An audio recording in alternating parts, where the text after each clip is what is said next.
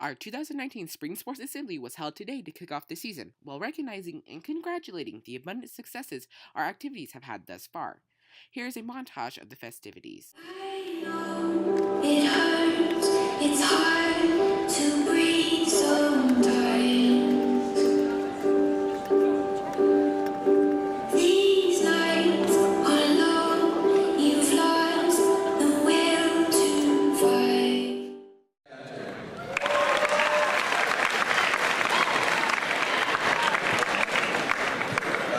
We've had a very successful start to the season, beating all three district schools in our first matches.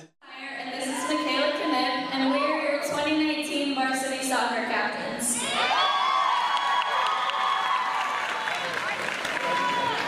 Our team has recently come off a great win against Minnetonka, where we ended the game 8-0.